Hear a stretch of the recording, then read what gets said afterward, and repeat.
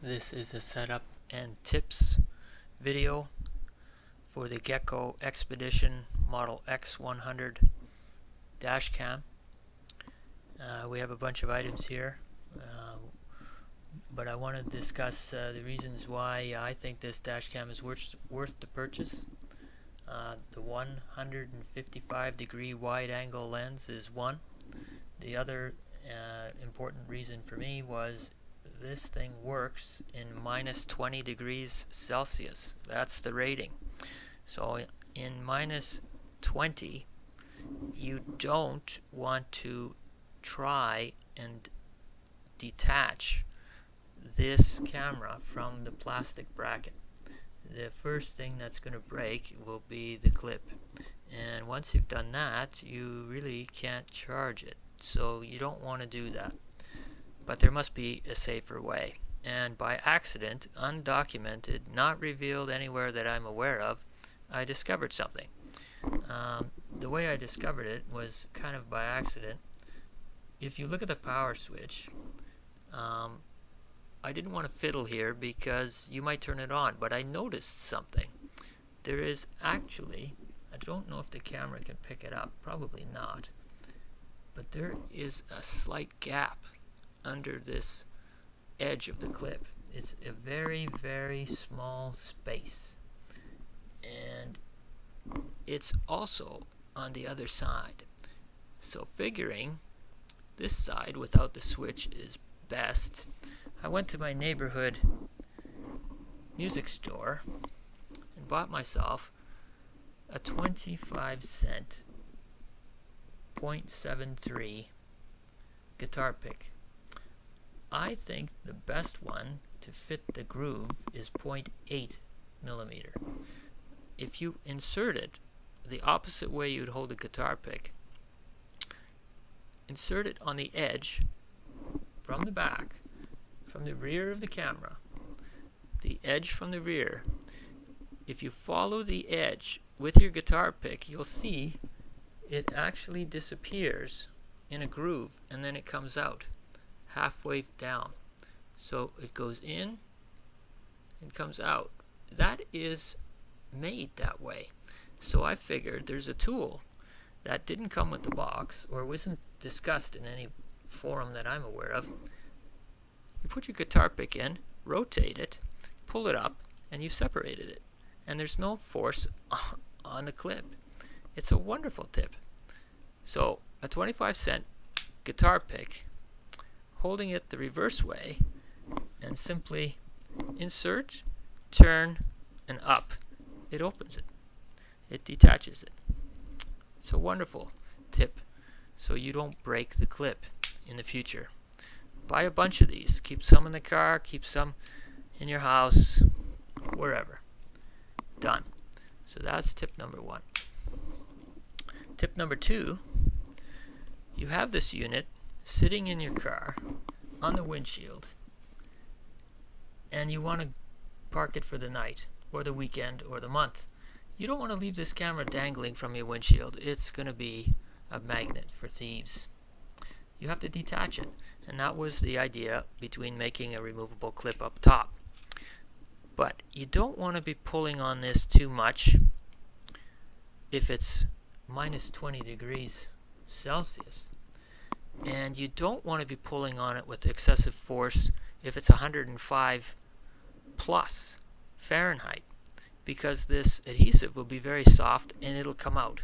So you don't want to put a lot of pressure on the locking tab that's holding this in place. So go back to the music store, go to the guitar guru and say, I want a 0.6 millimeter guitar pick. You get that, and this time with the pointy end down, slide it between your camera and the corner. It fits nicely, and just keep going, and it will actually go right in, and you could just slide it right out. And that is how you would detach it on either an extremely hot or cold day. Very simple, very elegant, simple little 25-cent tip to ensure you don't loosen the bracket from the windshield and you don't break anything when it's an extreme in temperature. So that's a tip that I'd like to give you. That's done. Next is your SD card, the micro SD. I've discovered that Lexar makes a high performance card.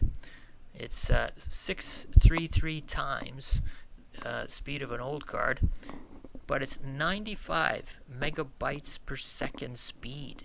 This is wonderful if you have a digital camera that takes video, or you have a video cam, or if you have a dash cam that's high definition with a 155 degree wide angle lens. It's a wonderful card. So I tried it. To do that, unplug your camera, make sure it's off, don't by accident turn it on, and remove the old card. Being careful, it's spring loaded, it'll go flying. Remove the card, keeping in mind gold is up. Take it out, put in your new card from Lexar, gold up, here it is, new card, 633 speed, 32 gigabyte. You just doubled the speed of this, or you just doubled the size of your storage. Right there. Done. Now you have to format. I would recommend always doing the format with it plugged in. I've done it without plugging it in, just running off the battery, but always plug it in. So it's plugged in, and keeping in mind you can only access it after 20 seconds.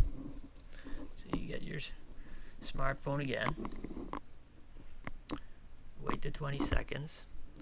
You can actually pull down and watch it load if you want. There it is. If you get the message on your smartphone that it won't connect automatically, do the fix we did in the first setup video. Select it, forget it, watch for it to reappear, and then reconnect and put your password back in. It doesn't always disappear, but I would recommend you do this way. You'll have absolutely no trouble then. It won't block you. And just connect it. And from here, you can actually go straight to the app.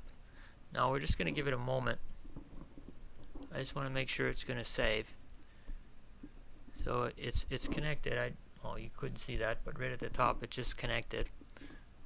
And I'm just going to wait. There we go. So you get the Android Wi-Fi manager popping up asking you, are you sure you want to do this for a non-internet access network? And you say yes. And there we are, we're already logged in. Notice I didn't have to follow the procedure for the app. So we're just going to check it. Just to do a once over of the wonderful couch cam. All good. And remember, we're here to format the card. So this is really all it's about. Go into your settings, go into the device settings, go to the very bottom where it says format SD. Keeping in mind that if there was anything on that card, it's about to disappear. You're going to format. And because it's a bigger card, now there's nothing going to happen on your phone, which makes sense, but the camera has to do something here. So you have to wait. And because you doubled the capacity, formatting anything that's double should take double the exact time. Now we're just going to wait. It could be 25 seconds.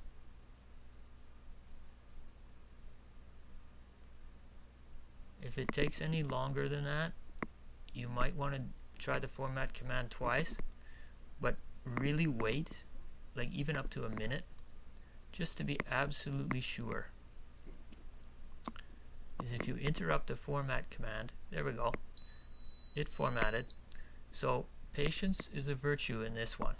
It's a big card, it takes longer. So it's restarted. and we lost Wi-Fi to the camera, so that's okay.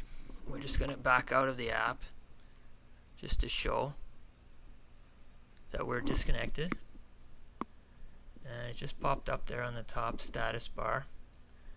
The Wi-Fi manager grabbed it, and I believe the main page here, it won't actually refresh. It doesn't have its own refresh. So what I would do is close it. I think that would be the best, to close it and relaunch it, but we could try hitting the connect button because it already says connected.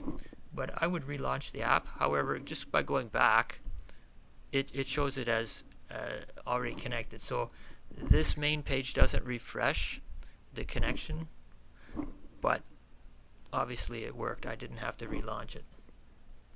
So again, that was my tip from the earlier setup video, and this is all good.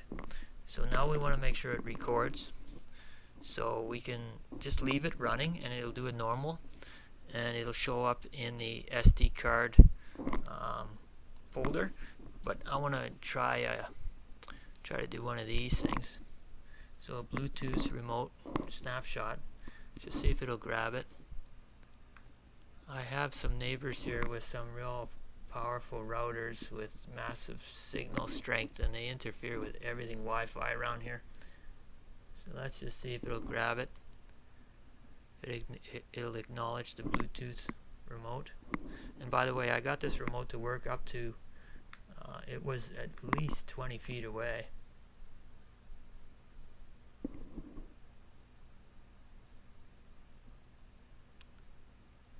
Yeah, it's most definitely interference.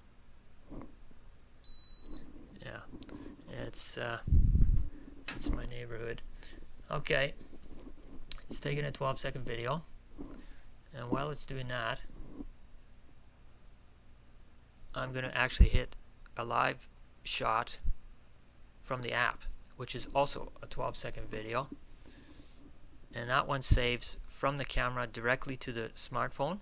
It doesn't go to the SD card, so we're just doing 2 of them, and it says it finished recording. So let's first try the SD card, because that's what we just did, and we're just going to have a quick look up here. This is normal video, so it's had time to record 2 things. The first video it recorded, or the oldest one, is 121 megabytes, which is good. It's working on the new Lexar card. Go back. We're going to take a look at the manual. So here's the manual video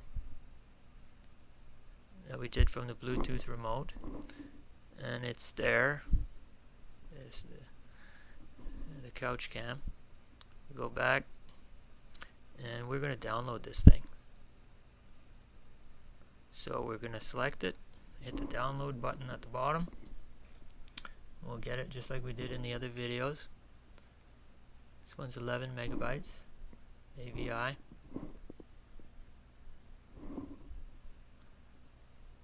It's converting it.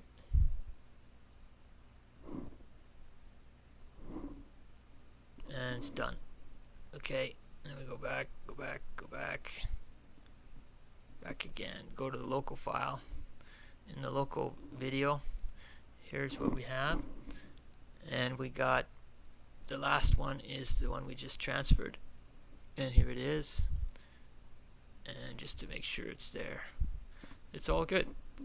So that's done. It works on the new card without any trouble.